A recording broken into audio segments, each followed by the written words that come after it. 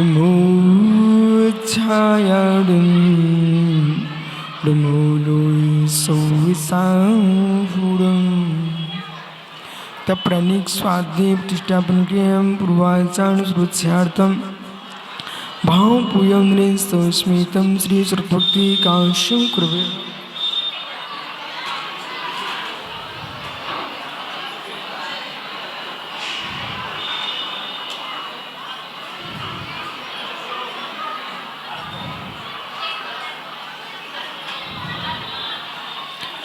Kuti satam dvadasi vikotyo luksani siti dikani chaiva panchadashto sihi sankhyam mito tutam panchipadam namam arihanti bhasiyathyam gardhadiyam gantiyam sammam padimayi bhatyutto snanabhavim srisha Yukshayum te shudvakti kaushagu kasnachim Angunge pahide paude me sit mariuga Puve chulia chayo shutathe thuidam kahim tadickalam Unchi puji vundanam sayo dukkoko kamakulaho Shikayudam samahivanam jingudu sampatiho macham Chapranik swadhi pratishthapan griyam purvachan srutshyat Bhav Puyam Nresosmitam Sri Acharvakti Kausham Kurveha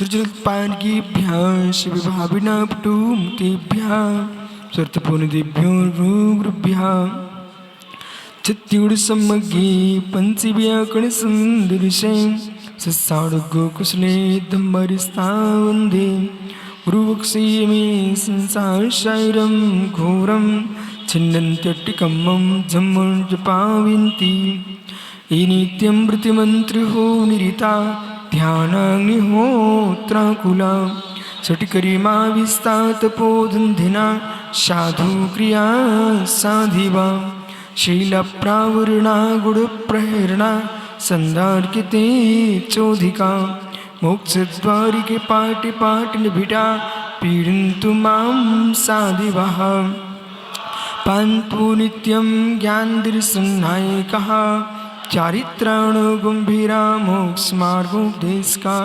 युक्षायवन्ते आर्यभक्ति कौशगो कचलचेम सम्राणे समदंशने समजायतणं पंचवचनम आयराधि शुद्धनादि सुध्याणं तिरुन्पणं सोसां चलिचकालं पंचे पूजे वंदानमस्याय दुःखको कमकोलाहो शुगैगुणं स्वायमरणं जिनूर संपत्तिहो मत्स्यम् जी जाया जाने गिये कुम्भिकलंकिड़े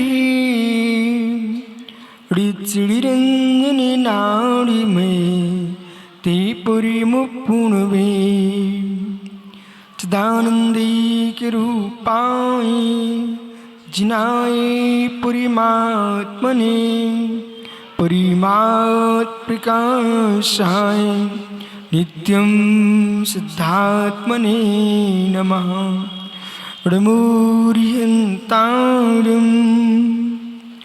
नमो सिद्धाणं नमो आर्याणं नमो अध्यायाणं नमो लोय सौविसाभूडं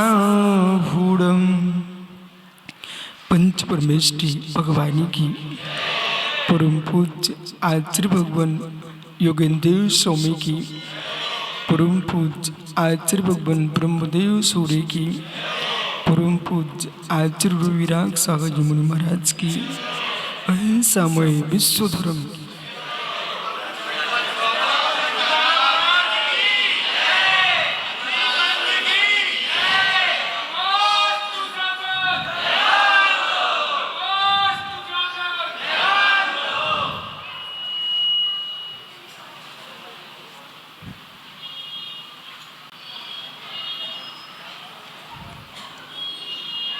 भवन्तु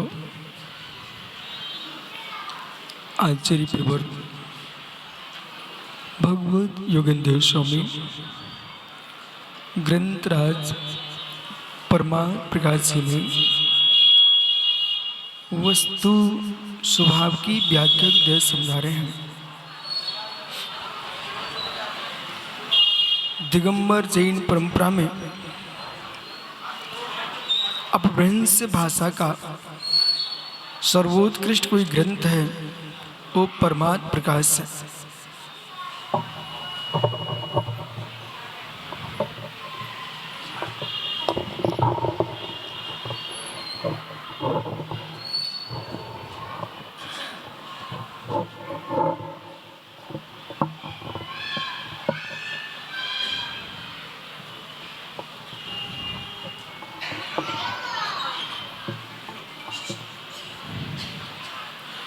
ग्रंथ का नाम ही अपने आप में कह रहा है मैं परमात्म प्रकाश हूँ। जो परमात्म तत्व को प्रकाशित करे वही परमात्म प्रकाश है। वो परमात्मा जो है अंतरात्मा बहिरात्मा परमात्मा। जो बहिरात्मा जीव है यदि अभव्य नहीं है तो वही जीव अंतर आत्मा होगा। जो अंतर आत्मा जीव है वही परमात्मा होगा। अन्वेषणीय दो धाराएं तुम्हारे पास हैं। एक तो जो बीतरागी भगवान है, दिगंबर गुरु है, बागेश्वरी जिनवाणी माँ है। इन तीन के आश्रय में जाओ। बुद्धिपूर्वक व्यवहार सम्यक्त है, व्यवहार सम्यक्त है। इसके उपरांत इति नहीं मानना कि हम देवसा गुरु जी के पास पहुंच गए और मेरी धर्म की इति हो गई। अभी आप पर तत्वभूत बहिरंग साधन के पास पहुंचे हो। इसके उपरांत आपको ये खोजना चाहिए अपने आप में, मैं वास्तव में मंदिर आया हूं तो भगवान के प्रति मेरी आस्था है क्या। ये बहुत विचारणीय है। कभी कभी क्या होता है, हम जिस कुल में जन्मे हैं उस कुल की परंपरा का निर्वाह करते हुए हम मंदिर पहुंच जाते हैं। देव के पास भी पहुंचेंगे, सास के पास भी पहुंचेंगे, गुरु के पास भी पहुंचेंगे, लेकिन इन सबको गौण कर दीजिए। ये निर्णय करो कि भगवान के प्रति हमारी आस्था है, वो खोजना चाहिए। मेरा विश्वास है कि नहीं, मैं लोक परंपरा में आ रहा हूं कि कुल परंपरा में आ रहा हूं कि समाज में पूछताछ नहीं होगी इसलिए मंदिर जाना चाहिए। कई हेतु हो सकते हैं। अथवा बेटा बेटियों की शादी नहीं होगी इसलिए मंदिर जाना चाहिए, समाज के लोग देख लें। ये तुम्हारे पक्ष दी है। अभी आप अंतर आत्मा भी नहीं बन पाए हैं। अंतरात्मा नहीं बन सका जीव। लक्ष्य मात्र होना चाहिए। ये अरहंत देव हैं, इनके पाद मूल में नमस्कार करूंगा तो मिथ्या संबंधी जो गृहीत मिथ्यात है, अगृहीत मिथ्यात है, इन दोनों से मेरी आत्मरक्षा हो।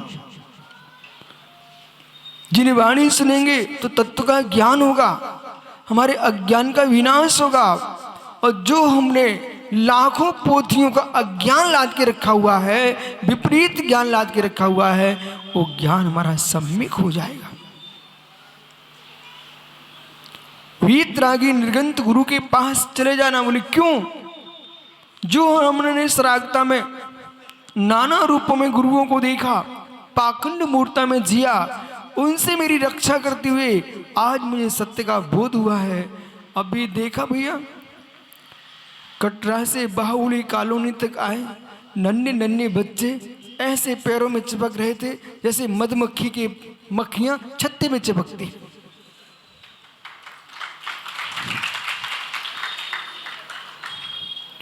बिल्कुल निर्भीक।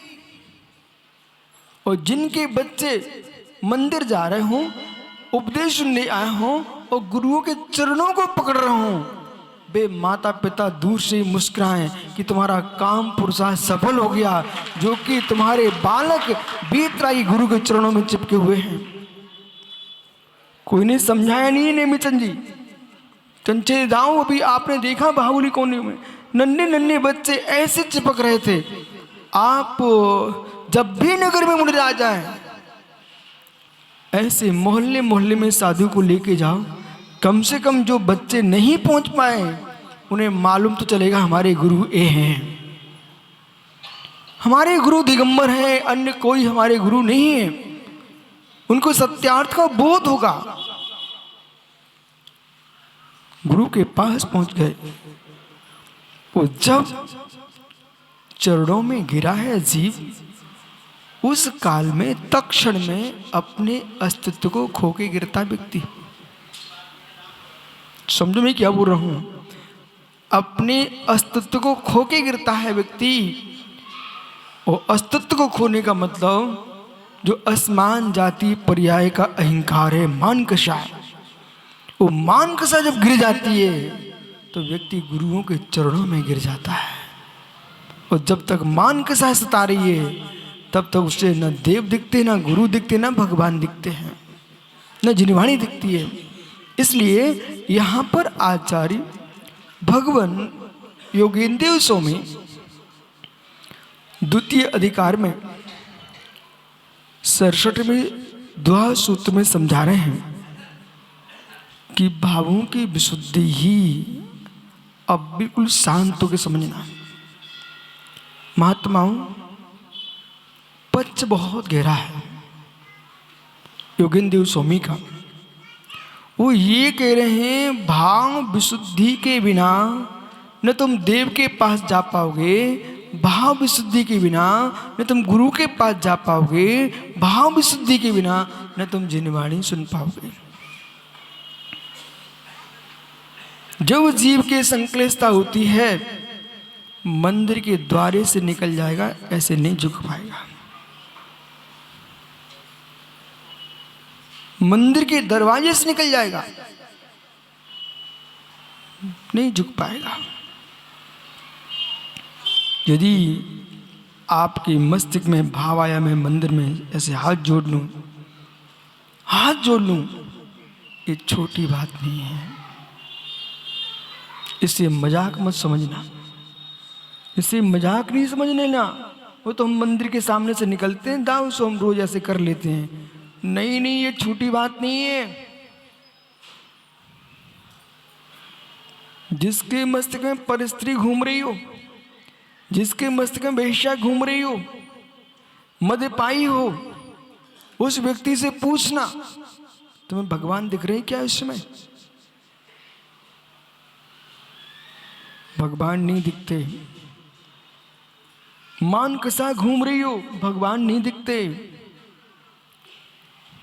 ओहो, प्रभु को देखने के लिए भाव विशुद्धि का प्रकाश चाहिए।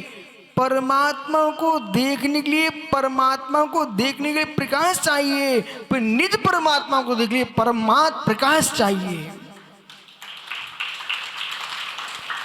बिना प्रकाश के दिखता नहीं जगत में कुछ भी। इसलिए समझो मुमुक्षु बंगेला, हाथ जोड़ने के लिए ताकत चाहिए। भैया सुन रहा ना, हाथ जोड़ने के लिए ताकत चाहिए।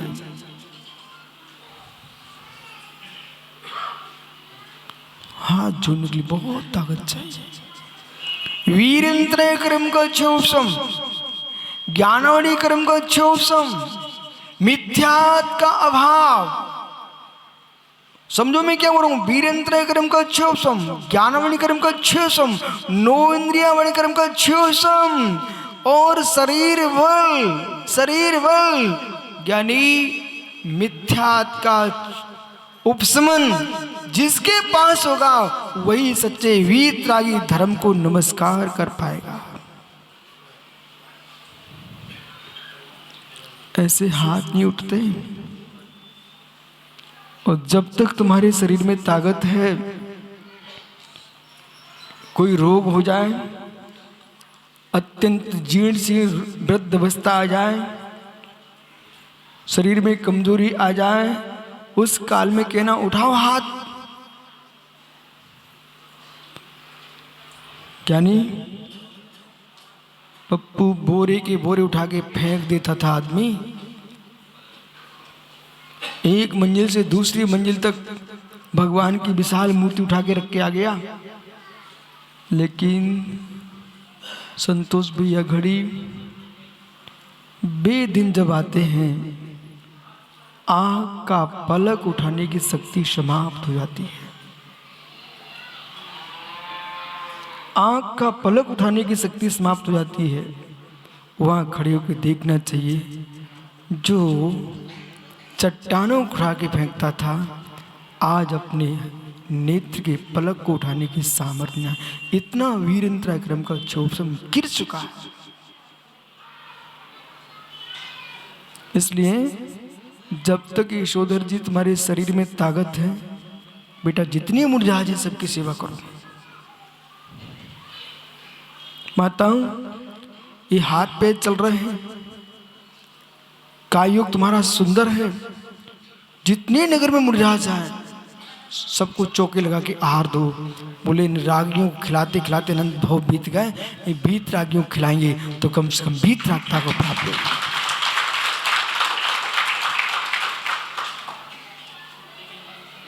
ज्ञानियों, जब तक तुम्हारे शरीर हाथ पैर काम कर रहा है, युवाओं देखो, वृद्ध हो, देखो मेरी तरफ मैं क्या बोल रहा हूं। बस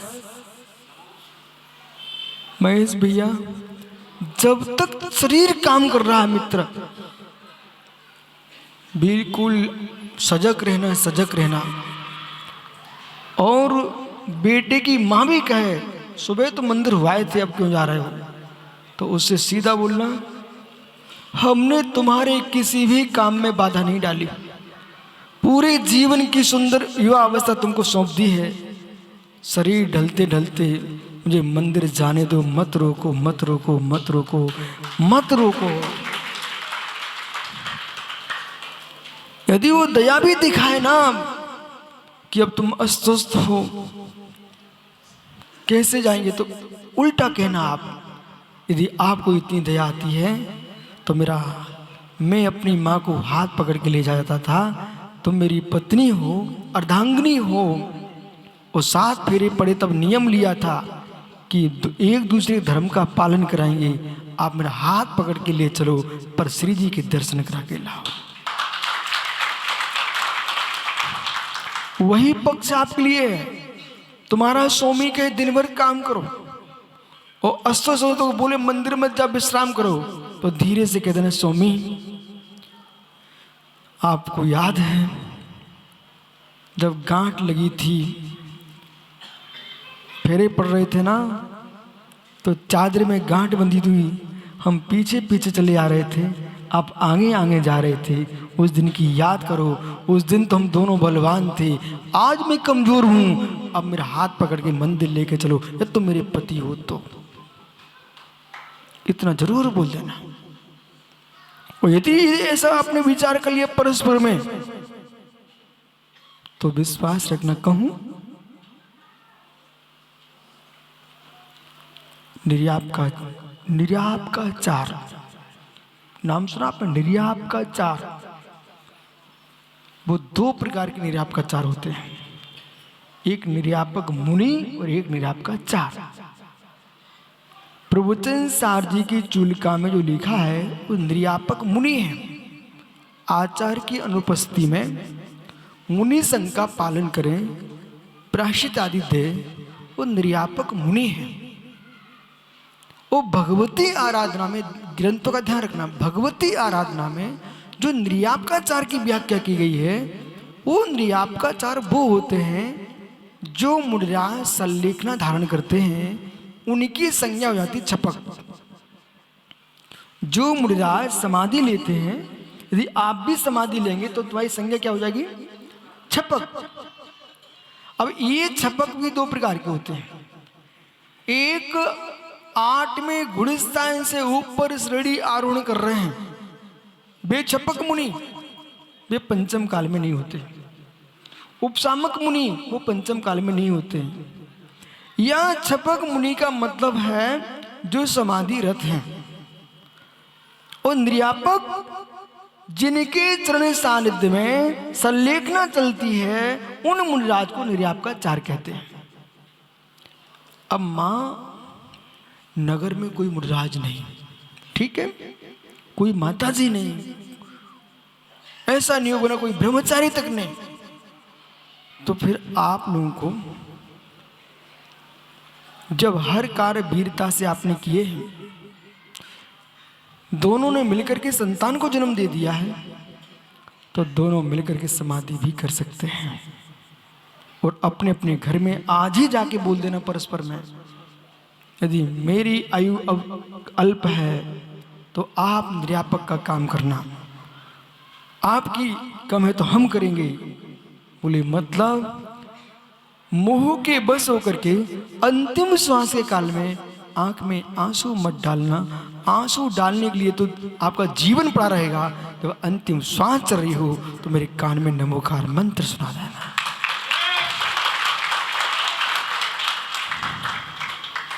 हो सके मुझे बीतरागी गुरु के पास लेके चलना, इतना समय नहीं मिल पाए तो आप ही हमारे छपक हो जाना, हम आपके छपक होंगे, आप हमारे निर्यापक हो जाना। विभार, ये कथन किसका है? विभार। और आगे चलिए,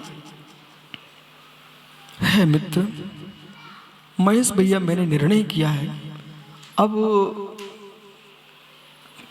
कैलाश भैया किसका कितना हो सकता है इस पर कभी नहीं सोचना चाहिए, पर सोच ऊंचाई करना चाहिए। चाहे आचार्य निर्यापक हो, चाहे मुनिराज हमारे निर्यापक बन जाए, चाहे कोई सामान्य जीव निर्यापक के रूप में खड़ा हो जाए, लेकिन ये तभी काम में आएंगे, तभी काम में आएंगे जब मेरा मन निर्यापक होगा, जब मेरा मन छपक होगा। इसलिए जिन जिन को यथार्थ में जितने वृत्ति हैं नगर में, देश में, जितने प्रतिमाधारी हैं, प्रतिमा धारण करते ही समाधि व्रत प्रारंभ हो जाता है। जितनी प्रतिमाधारी माता बहन भाई यहाँ पर हैं, प्रतिमा लेते ही समाधि प्रारंभ हो जाती है। हमारा व्रती बनने का उद्देश्य मात्र समाधि मरण है, बराबर। उस समाधि मरण का उद्देश्य जन्म मरण का क्षय है। इसलिए आप प्रतिकोण करो, प्रत्याख्यान करो, पूजा पाठ सब कुछ करो, लेकिन 24 घंटे में एक बार सामायिक बहुत अच्छे से करो। जिनकी सामायिक ढंग की नहीं है वे समाधि नहीं कर पाएंगे। लिख लेना डायरियों पर, जिनकी सामायिक ढंग की नहीं है वे समाधि नहीं कर पाएंगे। मात्र समाधि उनकी होगी जिनकी सामायिक है। सामायिक में थक गए विश्राम में चले गए, सामायिक थक गए प्रमाद में चले गए। जो अपना निज का निर्णय कराने वाला समय होता है वो सामायिक है। समता परिणाम, समता परिणाम, चलते फिरते उठते बैठते सामायिक कभी समाप्त मत कर देना। अब जब तुम सामायिक करने बैठो उस समय क्या देखना,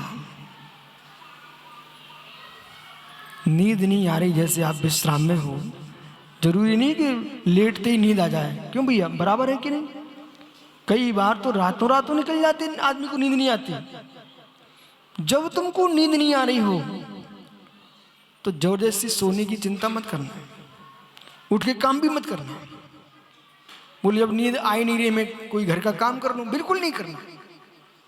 अवसर मिला तुमको, महान पुण्य का उदय है, तुमको नींद नहीं आ रही आज, आप तो एक काम करना, और लंबे हाथ कर लेना, पैर और फैला देना,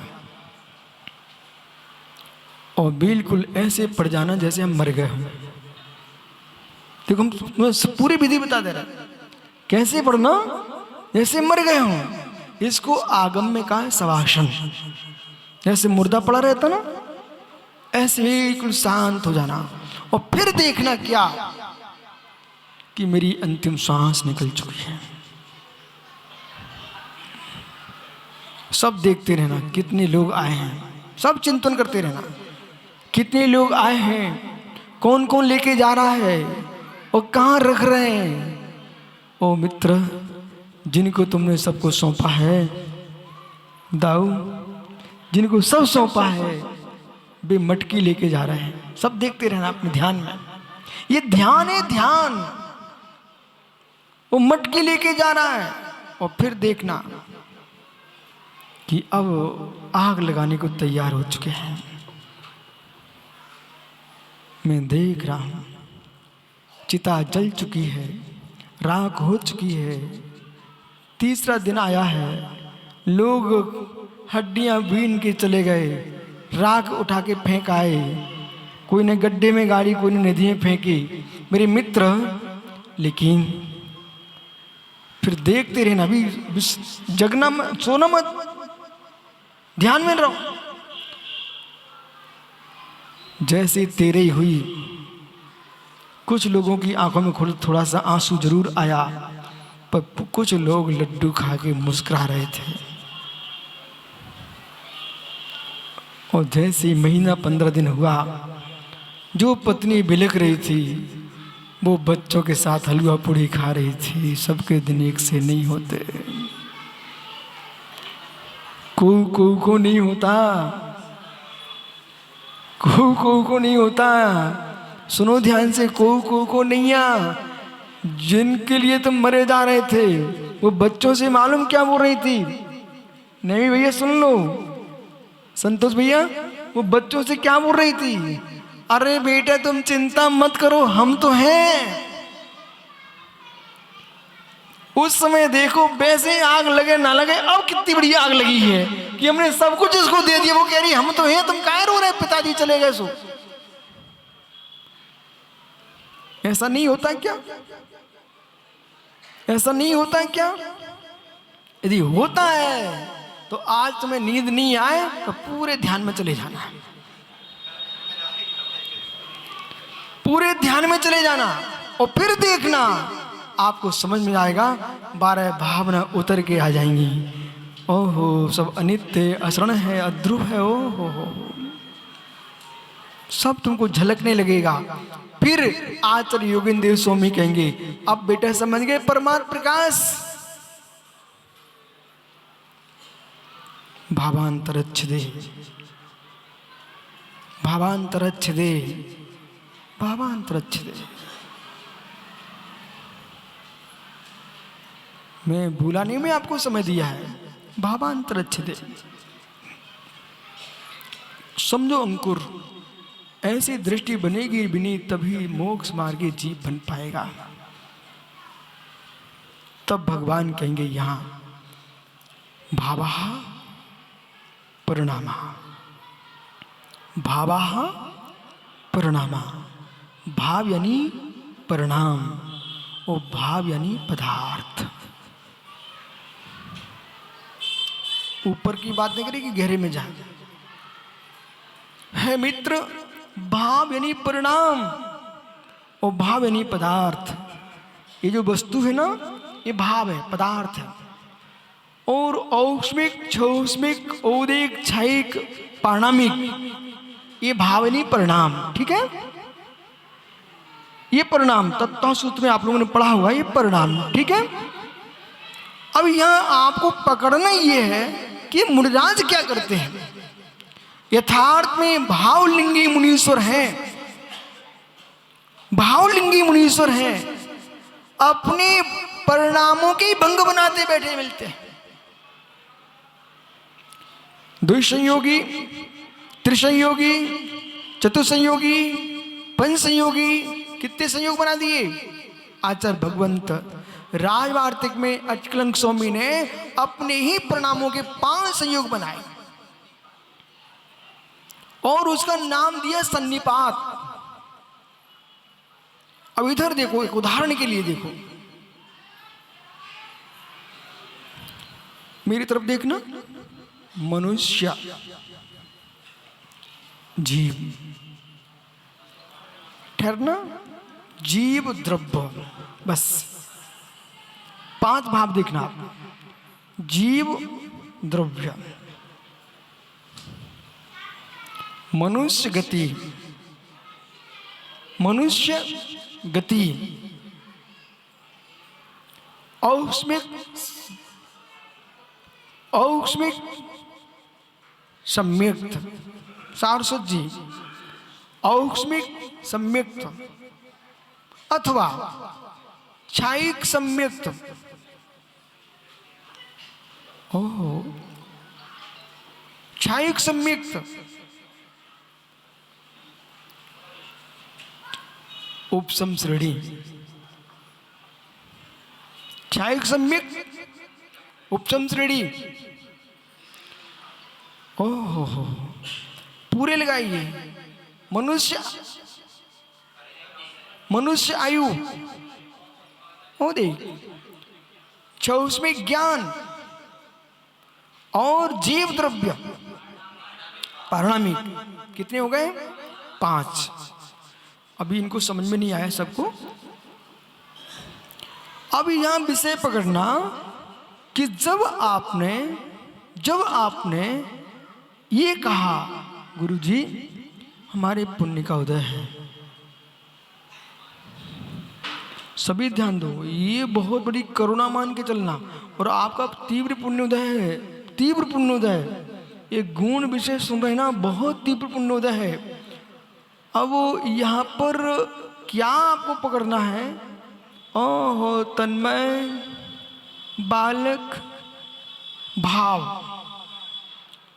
औष्मिक कर्मजन्य, क्षौष्मिक कर्मजन्य, ओदिक कर्मजन्य, ओदिक कर्मजन्य, ये औष्मिक, क्षौष्मिक, ओदिक कितने हो गए?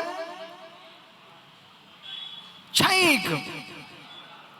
ये 4 भाव बंगेला जिनके तुम मरे जा रहे हो, आज सुनो परम सत्य को, जिनके तुम मरे जा रहे, तड़प रहे हो, मुझे क्षयिक मिल जाए, क्षयिक मिल जाए। ठहरिए मित्र, जो क्षयिक है वो पर के जैसे है,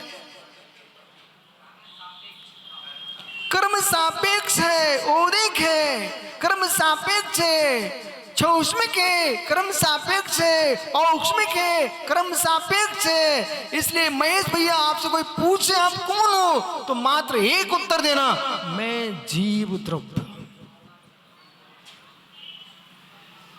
मैं।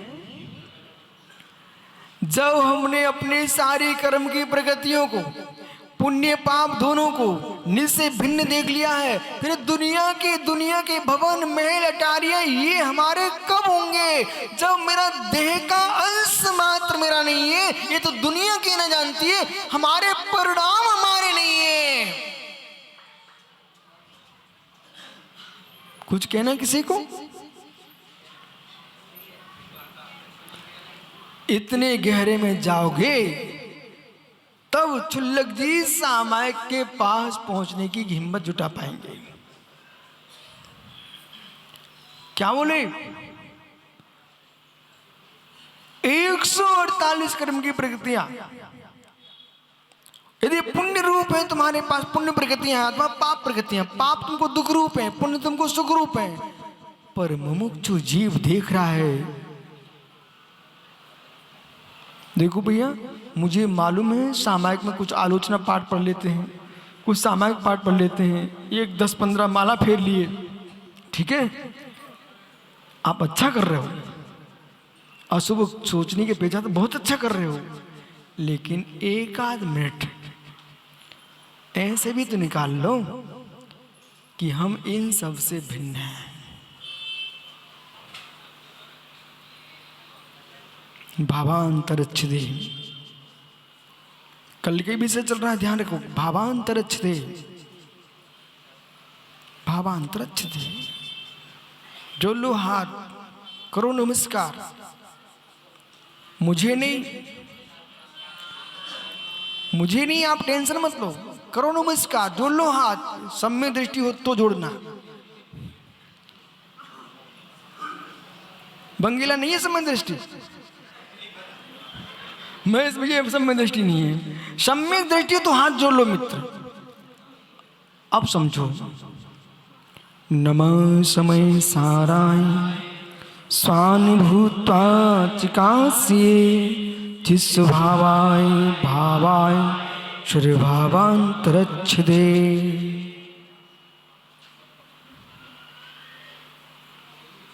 नन्हे सा नन्हा बच्चा भी इस गुण विद्या को समझने। कल जैसे प्रवचन किया हमने, ये अपने गुलाब दादा का पोता प्रवचन सुनते, आज सुबह प्रवचन सुबह का सुनते ही उछल के मेरे पास आ गया। महाराज जी, आनंद आ गया। अब प्रश्न ये है, इतने कठिन विषय चल रहा था, उन भैया को क्या समझ में आया? देखो, प्रश्न ये मत करो क्या समझ में आया। एक प्रश्न मैं कर रहा हूं कंचेदी दाऊ से। दाऊ, आप प्रश्न करो ये संतोष घड़ी से। फैनी बनाना जानता क्या? पूछो जल्दी।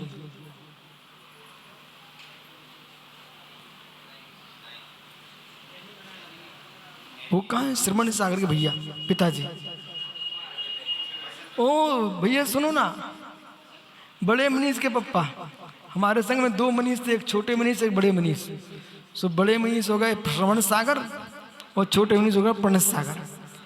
दादा बताओ ना, फैनी बनाना जानते क्या? बीड़ी नहीं, इस सागर दमों के लोग बीड़ी बोल सुनते। अरे बीड़ी नहीं, फैनी। अरे माताओं, कितने लोग फैनी बनाना जानते हैं आप लोग? अरे फैनी बनाना नहीं जानते हो? ओहो, सिमैया देखा, सिमैया बनाना जानते। गोजा, गोजा बनाना जानते हो? तो फैनी जानते क्या? आपने कभी फैनी देखी क्या?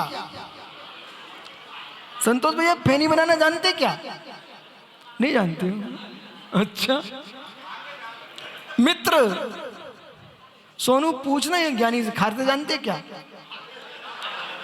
बसंत पूछना पप्पा से, खाते जानते क्या? ओहो, फैनी ऐसी वस्तु है कि दूध डालो जैसे मुख में गई सो तुरंत। देखो सबके चेहरे। मालूम फैनी बनाना तो नहीं जानते हो, लेकिन ऐसे ज्ञानियों, कितनी हमारे श्रोता भले प्रवचन करना नहीं जानते हो, लेकिन प्रवचन का स्वाद लेना जानते हैं।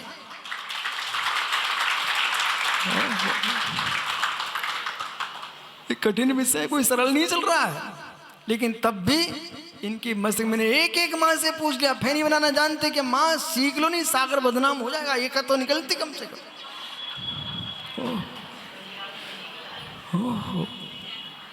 फैनी बनाना नहीं जानते।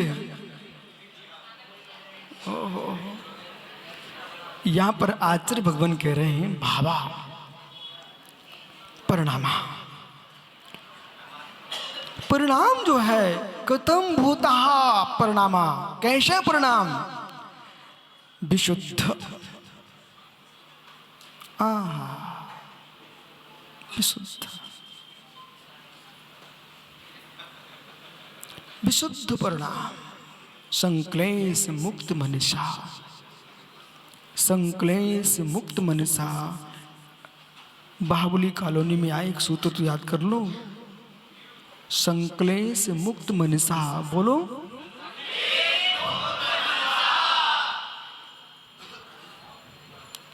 प्रमोद बारदाना, इन भव्यों की विशुद्धि की तो बात करें तो आप आश्चर्य करोगे।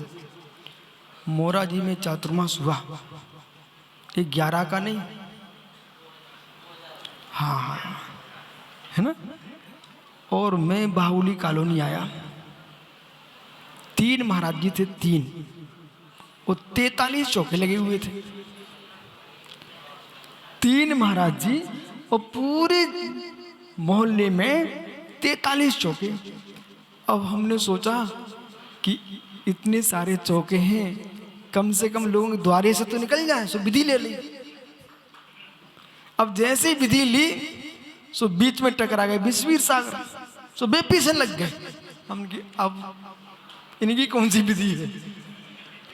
थोड़े दूसरी गली से निकले सो वे बिसल सागर जी लग गए। अब बे घूम रहे, अब तीनों एक साथ घूम रहे, 43 चौके, वो 3 महाराज, वो जब विधि मिली तो 1 चौका में तीनों एक साथ। देखा बे अम्मा हाथ ऊपर कर रही, बोले महाराज जी वो हमारे घर में आए थे, हमारे घर में। अब सोचो पूरे नगर में कितनी विशुद्धि होगी, क्योंकि आज का जो प्रकरण है वो ये कह रहे हैं धर्म की कोई भी क्रिया करेगा बिना विशुद्धि के कर नहीं सकता, बिना विशुद्धि के कर नहीं सकता। अभी ये बाहुली कॉलोनी के मुमुक्षु सब कटरा से लेके आ गए, मालूम तुमको कितना पुण्य लगेगा, इतना पुण्य लगेगा जितने लोगों ने नमोस्तु किया है सबका आधा आधा उन लोगों के पास जाना जो लेके आए। बोले क्यों लगेगा, इन भव्यों के ऐसे परिणाम पवित्र हो रहे हैं। एक जीव तो कह रहे महाराज जी अब कहाँ जाने, हमने मौन है हमारा। बोले कितने मत जाओ, इतने ही रहो मित्र, कितने नहीं जाओ इतने ही रहो तो सबके काम बिगड़ जाने। ये तो कभी सीखना नहीं, कितने मत जाओ, दुनिया में जात रहो आत रहो तो काम चले। कितने ही मत जाओ तो तुम तो वहां स्वार्थी निकलोगे, वो ऐसा हो नहीं सकता है। परमन वस्तु का स्वभाव है, धर्म है, इसलिए परिणाम कथम भूता, कैसा विशुद्धो विशेषणे शुद्धो मिथ्यात रागादि रहिता। अब देखो स्पष्ट विषय समझना, आप एकदम शुद्धोपयोग ही मत पकड़ना। कौन सा शुद्धोपयोग, जो सप्तम से 12वें गुणस्थान में शुद्धोपयोग बन रहा है, एकदम उसे पकड़ के नहीं बैठ जाना। फिर भी कह रहे शुद्धोपयोग, फिर भी कह रहे शुद्धोपयोग, ये विषय समझने का है शाश्वत जी। और आप सब मुनिराजों को समझना चाहिए कि सम्यक दृष्टि को शुद्धोपयोग जब कहें तो कितना संभल के सुनना है आपको। सम्यक दृष्टि को शुद्धोपयोग कहें तो कितना संभल के सुनना है। उपयोग की शुद्धि, उपयोग की शुद्धि। एक जीव कुदेव कुशास को गुरु के चरणों में सिर टेक रहा है, उसे देवसा गुरु के चरणों का क्या आनंद आएगा। अशुद्धि, जिसने 7 तत्व पंचायत का है और वीतना के देवसा गुरु के चरणों में सिर झुकाने का नियम ले लिया और मिथ्यात का परित्याग कर दिया है, पर पूर्ण रूप से उस जीव के मिथ्या संबंधी उपयोग की शुद्धि, मिथ्या संबंधी जो अशुद्ध उपयोग था, अशुद्धि थी, उसका अभाव हो गया, तज्जन शुद्धि। समझ में आ रहा है कुछ, उपयोग की शुद्धि। अब जो आत्मा है, तुम्हारी आत्मा है, ज्ञान दर्शन से युक्त है, तो ज्ञान दर्शन में जो एकांत विपरीत आदि जो मिथ्या चल रहे थे उनका अभाव कर लिया जीव ने, तत्संबंधी शुद्धि। बोलो बराबर। अनंत अनुबंधी कसाय जन्य जो अशुद्धि थी, उस अशुद्धि का अभाव किया है, इसलिए शुद्धि, न कि चारित्र मुनि के अभाव जन शुद्धि। इसलिए सुब्रत सागर आज के विषय को बड़े गौर से समझना है और आज देश के विद्वानों को समझने का है। ये तो भगवान, यहाँ बावली स्वामी भगवान है कि बावली कॉलोनी है, भगवान है कि नहीं। हाँ, अब सुनिए, भगवान बाहुली स्वामी से मिलो आप लोग। जिन्होंने 1 वर्ष तक ध्यान किया, बस से बस जन्मवास उत्तम, 1 वर्ष तक ध्यान किया, वो खड़े रहे। चिड़ियों ने, पक्षियों ने कानों में घोंसले बना लिए, पर प्रभु हिले नहीं। उपयोग में शुद्धि थी कि नहीं? उपयोग में शुद्धि थी कि नहीं? थी। उपयोग में अशुद्धि थी कि नहीं? थी। कहना सीखो। उपयोग में शुद्धि न होती तो बीतरंगी मुड़िराज न बन हो पाते, निसल्यो व्रती। भगवान बाहुली स्वामी कोई सल्लमल नहीं था, ध्यान रखना, झूठी मत बोलना। व्रतियों के सल्ल नहीं होता, जो सल्ल होता है व्रति नहीं होते हैं। विकल्प था।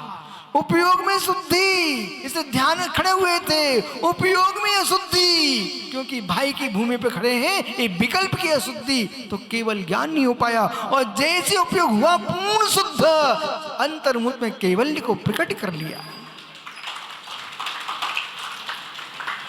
देखो भैया, देखो भैया, आपको जीना पड़ेगा बगीचे के वृक्ष के समान। बस समाप्त करें, समय बहुत हो रहा है। सुब्रत सागरी, सिंधु, देखो मैं क्या बोल रहा हूं। बेटा तुम्हें जीना पड़ेगा बगीचे के वृक्ष के भांति। यदि आप लोग समझ गए तो मैं ना समझाऊं। चाहे वे मुड़राज जी हो, चाहे वो श्रावक जी हो, जीना पड़ेगा, जीना पड़ेगा वृक्ष, बगीचे के वृक्षों की भांति।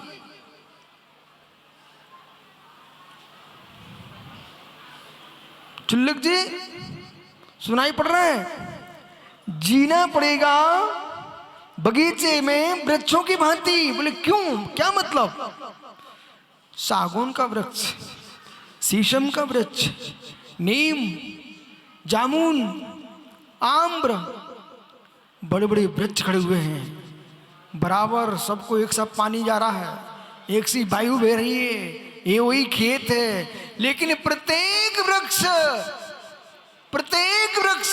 एक दूसरे वृक्ष से मतलब नहीं रखता। मतलब रख लेगा तो जामुन कड़वी नीम बन जाएगी और नीम जामुन हो जाएगा। एक दूसरे से कोई प्रयोजन नहीं है। ऐसे ही शुद्ध उपयोगी योगी एक दूसरे कोई मतलब नहीं रखते हैं, बगीचे में वृक्ष की भांति जीते हैं।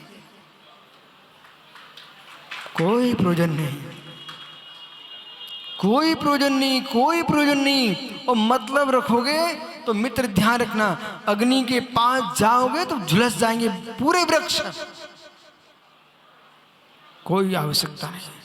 इसलिए आचार्य महाराज ने कह दिया शुद्ध उपयोग, उपयोग शुद्ध। रागादि रहिता। कौन सा राग? मिथ्यात रागादि रहिता। मिथ्यात रागादि रहिता आत्म्य, जो आत्मीय परिणाम है, धर्म बढ़ता मत्ता परिग्रिया, उसे धर्म का है ऐसा मान करके आपको ग्रहण करना चाहिए। शेष आगे विचार करेंगे। आपका समय हो गया। अभी इस दोहा सूत्र का पूरा अर्थ नहीं हुआ है, इसलिए बंगला जब तक पूरा ना हो जाए तब तक सुनते ही रहना है। और ये समझ में आना चाहिए कि शुद्ध उपयोग के मतलब समझना चाहिए। और 11वें गुणस्थान तक, 12वें गुणस्थान तक शुद्ध उपयोग नहीं होता। 13वें गुणस्थान में शुद्ध उपयोग होता है। वो किस अपेक्षा से? केवल ज्ञान, केवल दर्शन, शुद्ध ज्ञान, शुद्ध उपयोग। और चारित्र की दृष्टि से 7वें गुणस्थान से 12वें गुणस्थान तक शुद्ध उपयोग होता है। और जो यहाँ लिखा है श्रावक तक के लिए लिख दिया है, सो वो अपेक्षा क्या है? जो जीव के उपयोग में मिथ्याजन्य अशुद्धि थी उसका अभाव हुआ अनंतानंदी का, इस अपेक्षा शुद्ध का है। लेकिन वास्तव में अपेक्षाएं लगाना चाहिए गुणस्थान क्रम से, तो विकल्प कहीं खड़े नहीं होंगे। और कहीं का विषय कहीं लगाओगे तो मित्र विकल्प खड़े होंगे ही होंगे। इसलिए वहां आपको पकड़ना है। चारित्र मोनी प्रमाद कसाय योग, इनको गौण करके मिथ्यात के अभाव की शुद्धि को पकड़ रहे हैं। इसका मतलब नहीं कि सम्यक दृष्टि जीव को ये ऊपर की अशुद्धियां नहीं है, वे तो रहेंगी बराबर बस कम से कम तुम सुधर जाओ तो पूरा सागर सुधर जाए। ओह, अब कह रहा ज्ञानी बराबर, मित्र ऐसे बराबर कहते ही रहना जब तक सिद्ध ना बन जाए। आत्मा स्वभावम परिभाव भिन्नम, आत्मा स्वभावम परिभाव। आत्मा का स्वभाव प्रभाव से अत्यंत भिन्न। महावीर स्वामी की नमोरियंताड़म नमो सिद्धांड नमो आर्याणम मुच्छाणु सौ साहड़म तब प्राणिक स्वाद्य निष्ठापन गृहम पूर्वाचार्य